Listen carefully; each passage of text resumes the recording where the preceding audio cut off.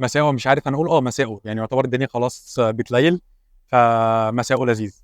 عاملين إيه؟ يا رب تكونوا بخير والدنيا معاكم في التمام. معاكم محمد خالد والشوق فتيات. موضوعنا النهارده هنتكلم في إنك لو هتسافر بره بلدك لأول مرة، إيه الحاجات اللي لازم تكون عاملها ومجهزها قبل ما تطلع على المطار، وإيه الحاجات اللي لازم تكون معاك عشان هيسألوك عليها.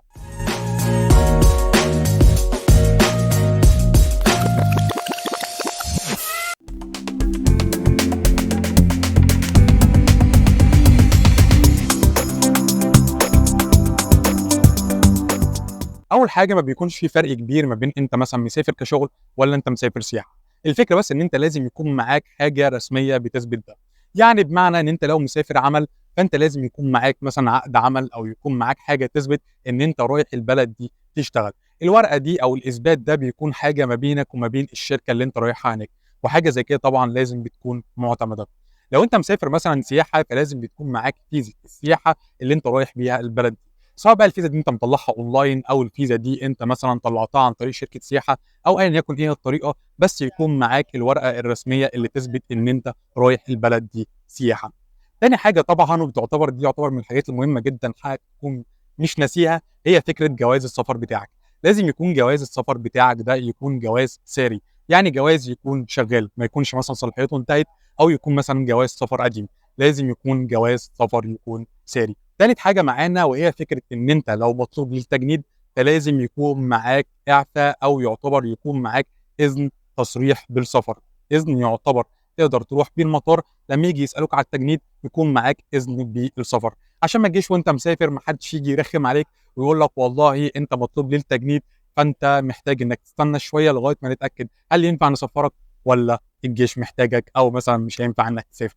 فالأفضل إنك تطلع إذن السفر ده قبل ما تروح على المطار. رابع حاجه ودي يعتبر بيركزوا معاك فيها لو انت طالع فيزا سياحه، انك يكون معاك يعتبر حاجه بتثبت ان انت هتروح تقعد في مكان ما.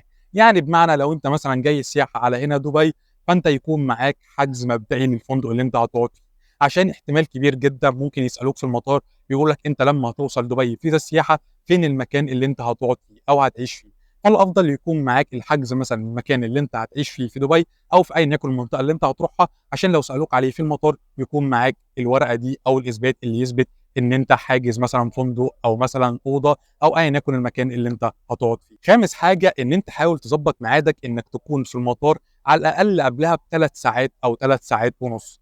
ليه؟ لان ساعات الاجراءات بتاخد وقت كبير، وكمان انت ما بتكون رايح المطار اول مره، فانت بتكون بالنسبه لك الحوار لسه انت مش عارف الدنيا ماشيه ازاي. فالافضل انك تكون في المطار على الاقل قبلها ب3 ساعات 3 ساعات ونص، عشان لو لا قدر الله حتى قابلتك اي مشكله تلحق تحل المشكله دي وانت في المطار. خامس حاجه ومن الحاجات اللي لازم تاخد بالك منها، انك تبدا تشوف الشنط اللي انت هتاخدها معاك وانت مسافر. بالنسبه للشنطه الصغيره، في بيكون شنطه انت عادي ممكن تلبسها، او شنطه مثلا بتكون شنطه صغيره ممكن تكون ماسكها في ايدك. فالشنط الصغيره دي بيسمح بيها عادي على الطياره، وطبعا حاجه زي كده انت ممكن برضو تراجعها وتتاكد منها بناء على حجز الطيران بتاعك. تاني شنطه ودي يعتبر بتكون الشنطه الكبيره، دي اللي بتتحط يعتبر في الطياره، يعتبر في بطن الطياره نفسها. الشنطه دي انت ما بتطلعش بيها على الطياره، الشنطه دي بتتاخد منك وانت بتعمل تشيك ان قبل ما تروح على الطياره. بياخدوا الشنط دي بيجمعوها كلها وبيودوها على الطياره. الفكره هنا يا جماعه في فرق ما بين الشنطتين دول، ولازم تفرق ما بين الحاجات اللي هتحطها في الشنطه الكبيره والحاجات اللي هتحطها في الشنطه الصغيره. حاول الشنطه الصغيره دي ما تكونش حاطط فيها حاجات كتير، حاول تحط فيها حاجات تكون على الاقل بسيطه شويه. حاول انك تبعد عن الحاجات اللي ممكن مثلا توقفك وانت بتعمل تفتيش قبل الطياره.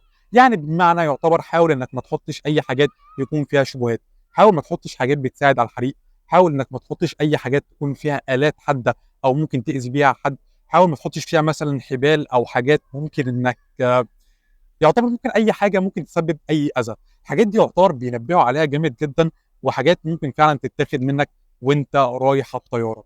الحاجات دي يعتبر ممكن برضو تلاقيها في تذكره الطيران بتاعتك او في حجز الطيران بتاعك، بيبدا ان هو يوضح لك ويقول لك الفرق ما بين الحاجات اللي هتحطها في شنطه صغيره والحاجات اللي هتحطها في الشنطه الكبيره. اخر نقطه معانا وهي تعتبر حاجه بس تكون عارفها، ان انت لما بتروح المطار بتعدي على خطوتين مهمين جدا. اول خطوه هي انك بتروح على مكتب الطيران اللي انت هتسافر عليه، بتروح لهم بالشنط بتاعتك، يبداوا ان هم يعملوا لك تشيك ان، بيتشيكوا الباسبور بتاعك، بيتشيكوا كل الحاجات اللي انت هتسافر عليها، ويتاكدوا ان كل حاجه معاك تمام، وبناء عليها بيدوك التيكت او بيدوك الورقه اللي هتطلع بيها على الطياره. تاني خطوه بتعملها بعد ما بتستلم الورقه دي وبعد ما بياخدوا منك الشرط بتاعتك، تبدا انك تروح عشان تخدم الباسبور بتاعك. بتختم بوقتها الباسبور على المغادره. اول ما بتروح يا جماعه عشان تختم الباسبور بتاعك، بياخدوا الباسبور بيتشيكوا عليه، بيختموا ختم المغادره على الباسبور بتاعك. اول ما بتعدي على طول من ختم المغادره، ده يعتبر بيكون معناه رسميا ان انت بقيت بره حدود البلد. يعني بعد ما بيختموا لك الختم ده على الجواز، انت تعتبر كده رسميا مش موجود في البلد. وقتها انك اول ما بتعدي من البوابه دي وبتختم الباسبور بتاعك، بتبدا انك تروح على المكان اللي انت هتركب منه الطياره. بيكون يعتبر اسمها البوابه او اسمها الجيت، بيكون مكتوب رقمها على ورقه التيكت بتاعه الطيران. بتروح ويعتبر تفضل قاعد مستني الطياره بتاعتك. من الحاجات اللي يعتبر تكون مهمه جدا ولازم تكون واخد بالك منها وانت رايح على بوابه الطياره بتاعتك، انك حاول تكون عند بوابه الطياره او الجيت دي قبل ميعاد الطياره يعتبر بنص ساعه. عشان ساعات يا جماعه بتكون الطياره دي مش عند الجيت ده، لا انت ساعات بتروح تدخل عند الجيت دي، بتلاقي نفسك مشيت في طريق ورحت خدت باص، والباص ده خدك وداك على الطياره جوه. فالفكره خلي بالك من النقطه دي. حاول ما تجيش تقول لا والله قصدي انا معايا ربع ساعه، قصدي انا معايا نص ساعه، فاقعد الف شويه في المطار والف شويه في السوق الحره وبعد كده ابقى اروح عن مكان الطياره بتاعتي. لا، حاول اول ما تدخل على الاقل قبلها بنص ساعه تكون انت قاعد مستني عند الجيت او عند بوابه الطياره، عشان انت ما تعرفش هل انت هتخش على طول على الطياره ولا ممكن تخش وتلاقي نفسك بعد كده رايح تاخد باص، والباص ده ياخدك بعد كده يروح يوصلك عند الطياره.